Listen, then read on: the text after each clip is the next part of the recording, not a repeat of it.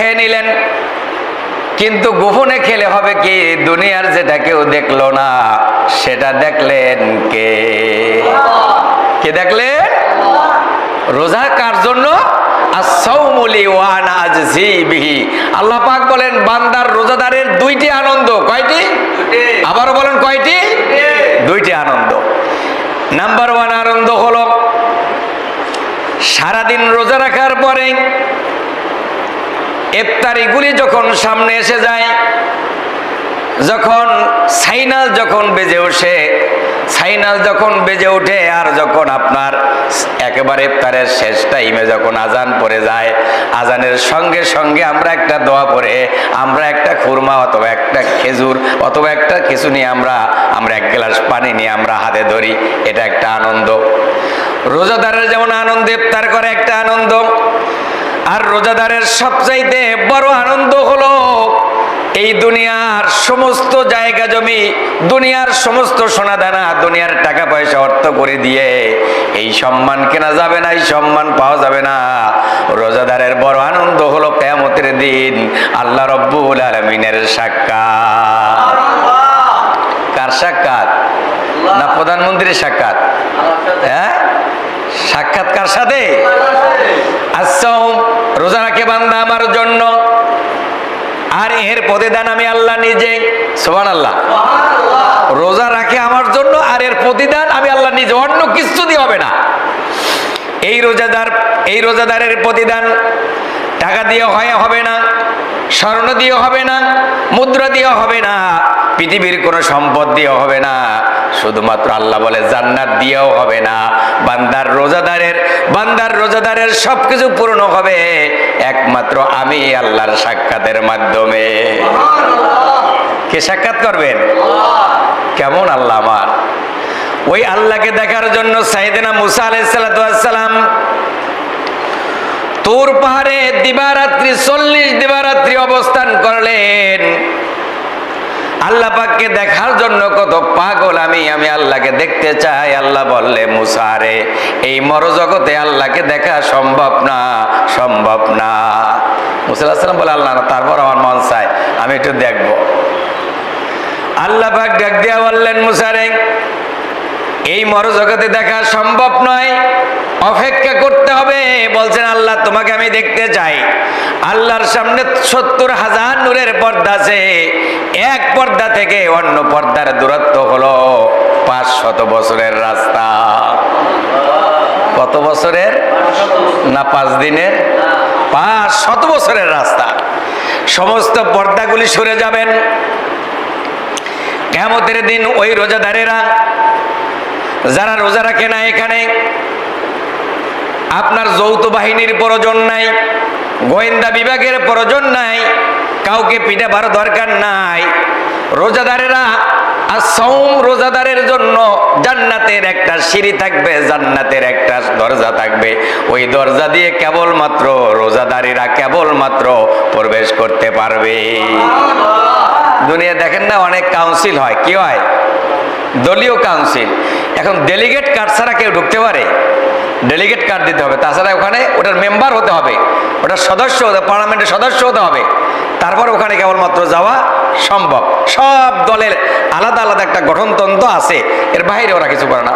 সেটা ধর্ম নিরপেক্ষ মতবাদ হোক আর ধর্মীয় মতবাদ হোক, আপনার তাদের আলাদা আলাদা একটা গঠনতন্ত্র আছে। সেগুলোতে একটা গঠনতন্ত্র আছে, ধর্ম নিরপেক্ষবাদের একটা গঠনতন্ত্র আছে, আর ধর্মীয় একটা গঠনতন্ত্র আছে। ধর্মীয় গঠনতন্ত্র হলো একমাত্র সবকিছু আল্লাহর এই জমিনের সার্বভৌমত্ব, সবকিছুর মালিককে আল্লাহ। আর কেউ বলে না আমাদের আদর্শ হলো শেখ মুজিবুর রহমান, আর কেউ বলে অমুক আমার অমুক তমুক, এটা আমরা একটা বলি আর কি। আমাদের আদর্শ বিশ্বনবী, সুবহানাল্লাহ। মুসলমানদের আদর্শকে বিশ্বনবী মডেল, উম্মতের জন্য শ্রেষ্ঠ মডেল। এর চাইতে মডেল আকাশের নিচে আর জমির উপরে নাই। বন্ধুরা আমার, ভাইরা আমার, তাহলে রোজাদারদের দুইটা আনন্দ। নাম্বার 1 আনন্দ হলো ইফতারের সময়। ইফতারি গুলিয়ে নিয়ে যখন সারাদিন রোজা রাখার পরে কয়েক পিস তরমুজ থাকে, অথবা আপনার আনার থাকে, বেদানা থাকে, কমলা থাকে, মালটা থাকে, বড়ই থাকে, আপনার খেজুর থাকে, এরপর অন্যান্য আপনার খাদ্য সামগ্রী আপনার থাকে, আপনি যখন আপনি ইফতারি গুলি খান তখন কি কষ্ট নিয়ে খান, আনন্দ ভরা মন নিয়ে খান? আনন্দ, ঠিক না? যে সারাদিন রোজা রেখেছি, এখন আল্লাহর হুকুমে আমরা ইফতার করেছি, সুবহানাল্লাহ। এটা হলো রোজাদারদের ছোট্ট আনন্দ। আর বিশাল আনন্দ যেটা কল্পনা করে নাই, যেটা তার কলবের ভিতরে কল্পনা আসে না, এটা হলো সবচাইতে বড় আনন্দ। বড় আনন্দ রোজাদারের সর্বশ্রেষ্ঠ আনন্দ হলো কিয়ামতের ময়দানে, যেখানে 12 সূর্য তাপের নিচে মানুষগুলো একাকার হয়ে যাবে, মানুষগুলি নাফসি নাফসি বলতে থাকবে, সকল নবীর উম্মতেরা পেরেশান থাকবে, নবীরা বেহুশ হয়ে থাকবে।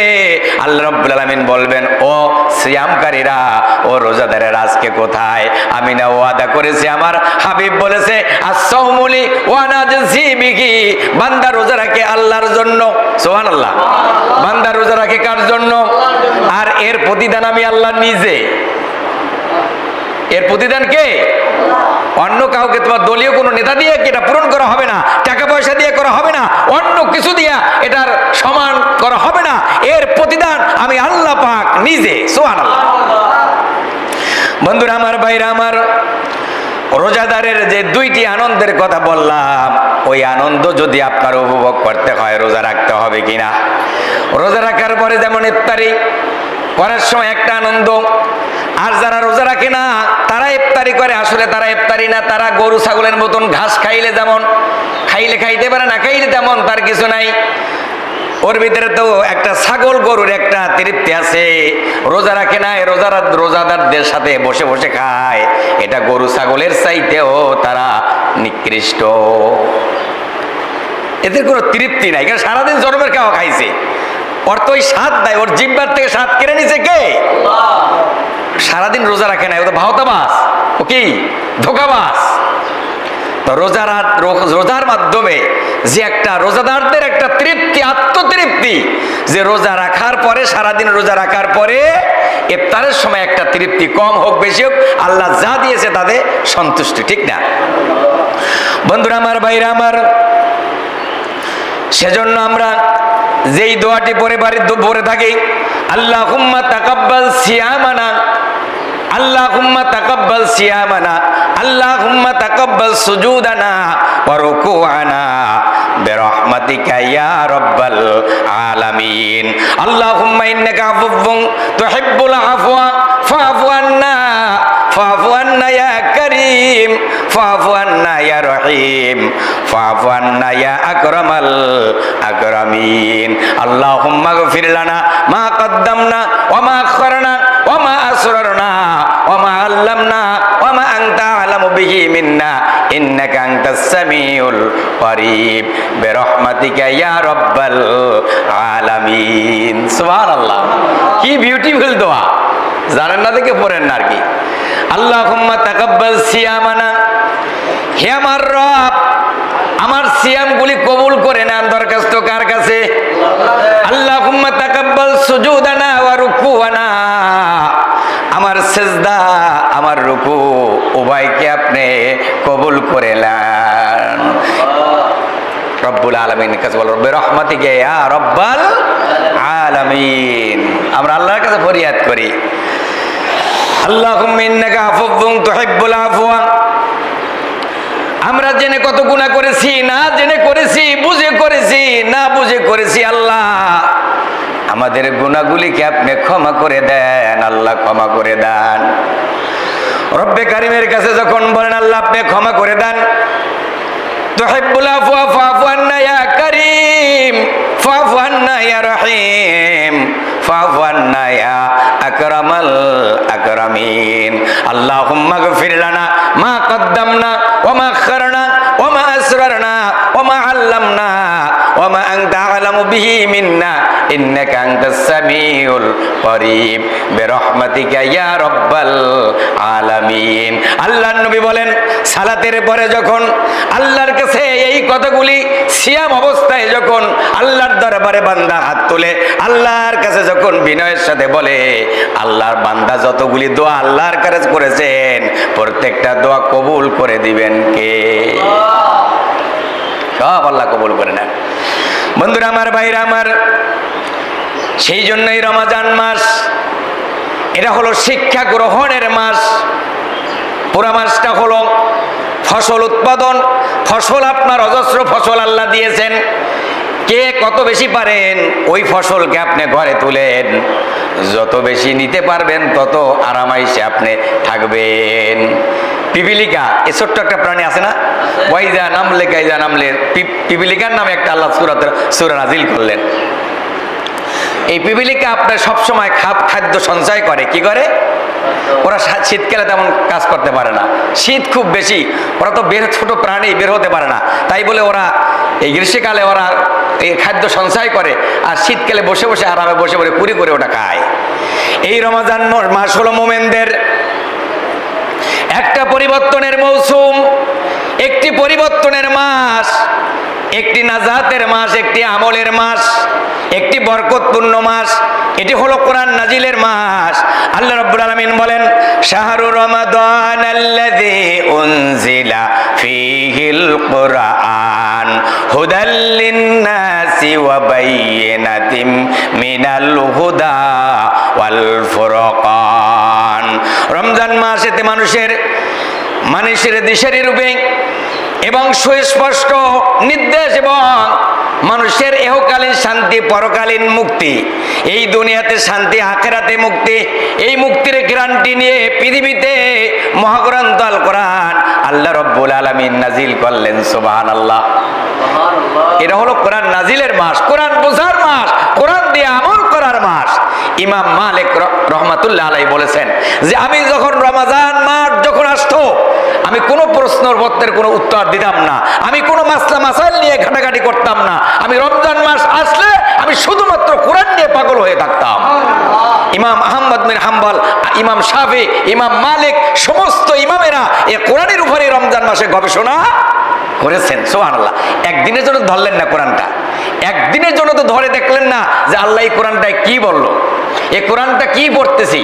তেলাওয়াত তো শুনতেছেন, হাফেজ সাহেবদের মুখ দিয়ে শুনতেছেন, কিন্তু কি পড়তেছে সেটা কি একবার ভেবে দেখেছেন? বন্ধুরা আমার, ভাইরা আমার, এ কোরআন পৃথিবীতে তেলাওয়াতের জন্য কোরআন পৃথিবীতে নাজিল করা হয় নাই। রমজান মাসে খতম দিতে হবে এজন্য কোরআন পৃথিবীতে নাজিল করা হয় না। এ কোরআন হলো ব্যক্তি, পরিবার, সমাজ, রাষ্ট্র, যুদ্ধ সন্ধি, আন্দোলন সংগ্রাম, শিক্ষা প্রশিক্ষণ, ব্যবসা বাণিজ্য, চুক্তি তথা জীবন পরিচালনার এমন কোনো বিভাগ নাই, এমন কোনো দিন নাই, এমন কোনো নির্দেশ নাই যা আমার আল্লাহ রাব্বুল আলামিন খুলে খুলে বয়ান করে আল্লাহ পাক বলে দেন নাই। শাহরু রমাদান আল্লাযী উনজিলা ফীহিল কুরআন। এ মাস হলো সেই মাস যেই মাসে আমি অবতীর্ণ করেছি মহাগ্রন্থ আল কোরআন। এটা মানুষের পথ চলার দিশারি, এটা হলো একটা লাইট, এটা হলো আলো। লাইট কি পিছনে থাকে না সামনে থাকে? সামনে, পিছনে থাকলে কোনো লাভ আছে? সামনে থাকলে বিপদ থেকে রক্ষা আছে, শত্রু পক্ষ আছে, শত্রু আছে, শত্রু চেনা যাবে, সাপও তো থাকতে পারে, ঠিক না?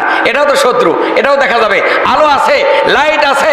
আল্লাহ পাক বলেন এই আলো আর লাইট আমি মহাগ্রন্থ আল কোরআন রমজান মাসে নাজিল করলাম যাতে করে বান্দা তুমি এই কোরআনের আলোকে তোমার জীবনকে তুমি আলোকিত করতে পারো।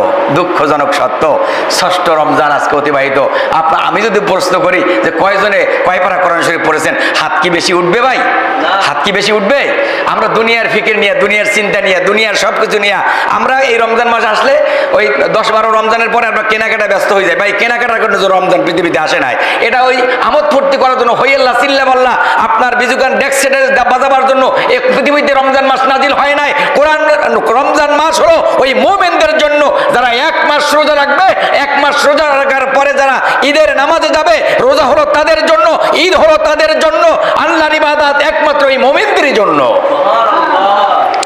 বন্ধুরা আমার, ভাইরা আমার, সেজন্য আল্লাহ রাব্বুল আলামিন বলেন শাহরু রমাদান আল্লাযী উনজিলা ফীহিল কুরআন হুদাল লিন-নাসি ওয়া বায়্যিনাতিম মিনাল হুদা ওয়াল ফুরকান।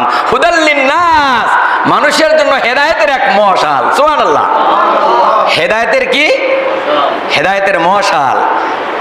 হেদায়েতের লাইট, হেদায়েতের আলো।